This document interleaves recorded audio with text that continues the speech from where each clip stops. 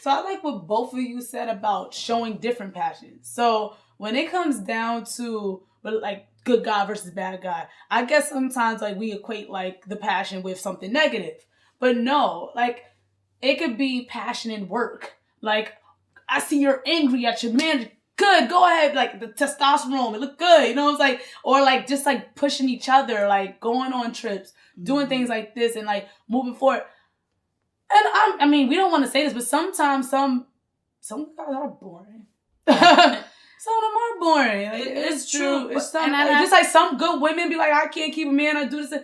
Well, like, maybe you boring. Like maybe you just dry. Like you see that goes back, and we defended the good guys, good girls. So let me defend the bad guys. A lot of times, like you said, good guys, nice guy doesn't equate to boring. Bad guys or jerks, quote unquote, or they may have a history of that, but that doesn't necessarily mean that is them. Because there are certain scenarios where you can have a guy who may have a history of that, but he does end up meeting somebody that does give him a new perspective on certain things. True. And that becomes his moment of like, wow, like he may still have certain temptations, certain things like that. Or even if it's after he messed up, he could look back and just say, damn, man, and regret it. He may never admit it, but he can regret it. Because a lot of things dudes do, they'll tell their homies certain things like, yo, I had a good one, man. I'm not going to lie.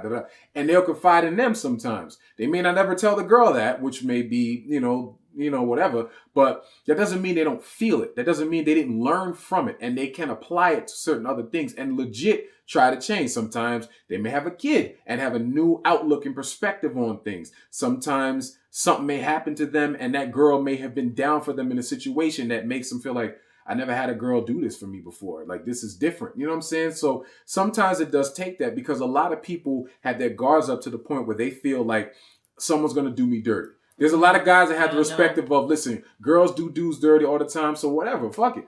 And it's not a good mentality. I don't feel it's fair, but it's real. There's people that feel that way. They feel like, nah, she probably doing this, so whatever. I hate that, you know what I mean? Yeah, like, I feel like you're in an uphill battle. I really, really hate that. What people don't understand is it's okay to go to therapy. It's okay to get help. Like, you're not getting help. You're not acknowledging your demons. You're not truly working on yourself. And you're just jumping from one relationship to the next, carrying mad baggage and chaos, ruining good people's lives because there are good women out there too. It's like, take a break and really work on yourself and figure out what you want to do and stop playing off with people's emotions. It's not fair. I hate that. Well, they probably doing that. You need help because it's just you and what you went through. And another thing is like, okay, because you go through one bad experience. You take it out on everybody. You're allowing one bad apple to spoil the whole tree. Like, okay, it was one experience. That's life. You're going to go through things. Like, that doesn't mean, well, good people finish lives. Good men finish. You went through one bad experience. You learn from it and you move on. It's nobody else's fault that you might need because of what happened to you. But then, like, sometimes it might be... Because you know what? I was in a situation, too, where, like, I'm dating somebody. He brought a lot of that ison into our thing. And I feel like you didn't give us a chance to win. Because you came with so much hurt already that there's no way he was going to give it. Even like, me doing anything, it's just magnified. It's not even looked at as an individual problem. It's looked at as now I'm the spokesperson for everybody who has done something before me. And that's not how it is. I feel like when you go in a relationship, it's a blank slate. You're making the choice to step into it. Do not bring that past crap into this one. But that's like a whole different beast in another monster's body with that. Therapy is important. And then, like, going back to what you said, like, oh, yeah, it may not be your fault. Sometimes it might be. Like, sometimes you gotta reflect. If everybody's cheating on you, then you need to ask yourself sometimes, what the heck is going on with me? Am I choosing the wrong women? Am I not making women feel wanted? Am I carrying things, whatever the case may be, and projecting them onto other women where now, like, they... Like, or if somebody is, like if you're a woman and you're constantly in a situation where, like, I'm always with a deadbeat. Why? Right. You have to kind of ask that question. Like, so that's why when, like, I see men on my time, I'm like, man, I'm a good man and I can't find a woman. I'm always getting hurt. What kind of women are you choosing Because that's a big factor. And two, what are you projecting onto these women too? Because some people don't even know what they're putting on another person. Right. It could be you being desperate. It could be you just not you giving up hope. I don't know, but it's like you're claiming you're like. I just feel like if a situation is repeated, and this is your pattern, you had some part to play in this pattern, and maybe you need to reset. Right. Like with my relationship, but it wasn't a good one. I took a minute. I didn't get in the next one until years later, because I was like, you know what? There was a problem with my first boyfriend when I was 16. There was a problem with the other one after him, and there was a problem with him. I can't keep blaming these men. Yeah. I'm saying I'm a good girl. I gotta figure it out. So I'm gonna figure it out. Take the break. Mm-hmm. You can't claim you're this good person when you're not good in self. That's just how I feel. Like, it's just, I don't know.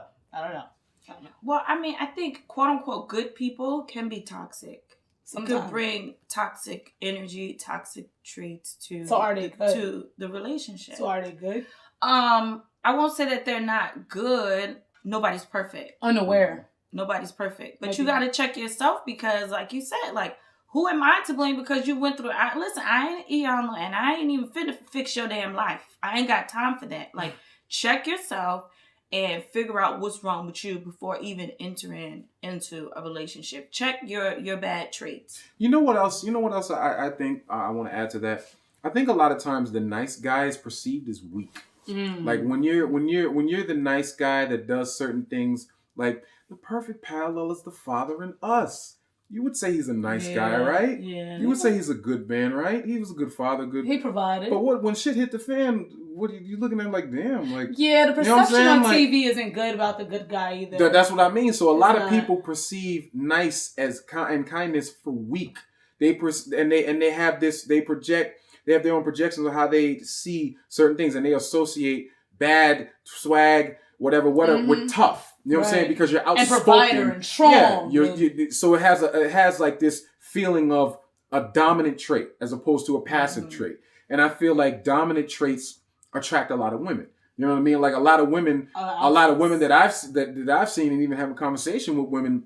You know, not to say to sit here and speak for you like I know you, but I see a lot of women are attracted to confidence. As opposed to like someone that's down on himself, to where you can have you can be someone like Biggie to say I'm black as ugly as ever, but I stay Gucci down to the socks, and he get all the women. You know what I'm saying? Regardless of whether he's rich or not, he's still bagging them up. You can have someone like Jay, when people say, "How the hell did Jay-Z get Beyonce?" I'm not surprised because his confidence, like.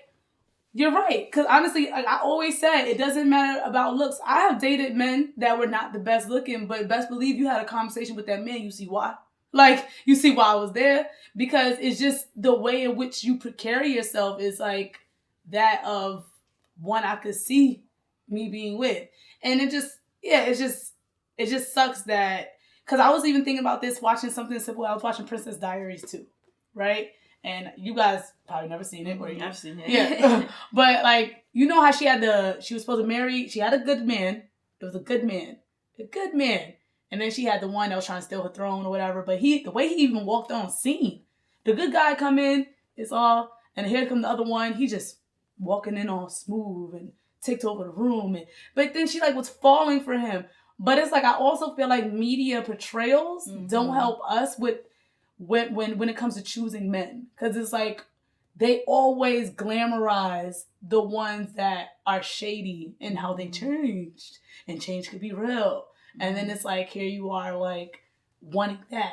Right. So I feel like when it comes to women, we can't act like Disney didn't ruin us, and we can't act like all TV shows didn't ruin us for wanting that type of man that had a past and that he stopped for me. Because even in Insecure with Molly, she had Sterling's, aka whatever his name is. Yeah, he was good. He was the good guy. He was her. He was good. If she would have stayed with him, she would be good.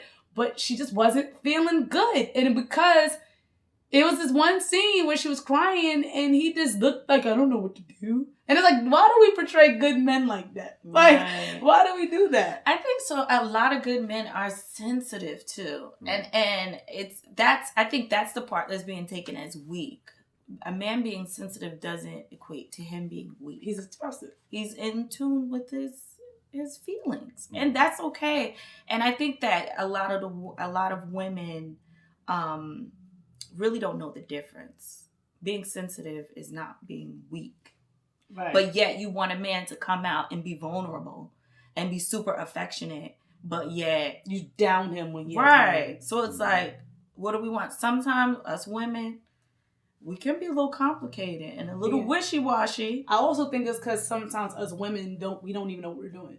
Like, when you think about it, it's not like a lot of us have prime examples in front of us on what communication is like, or what good communication is with a healthy relationship, a good balance. Not a lot of people come from those type of backgrounds or even know how to, if they did, they don't even know probably how their parents got there. It's probably told like a fairy tale story. You don't see the rough moments or things like that. So I feel like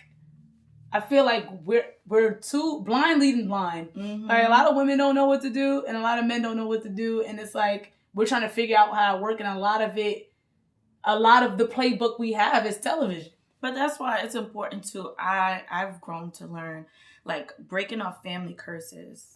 Break them curses. Breaking off family curses. If you know your dad was absent and out of your life, but you know you want to have it, like, break that curse. Don't be that absent father. Like, you know your mom couldn't find a man or she was with multiple men. Like, don't be that person. Like, break family curses. And then I have to say this, like, especially within, like, our community, like, they don't want to get help. It's okay to get help. You don't have to be, like, really, really, like, have a mental disorder to receive help. Like, you could be regular, normal as day and get help. Fix the problem. Because you really, in essence, you transferring that negative energy to somebody else, you ruining their life. Right. And they just came to love you and you don't even know how to receive it.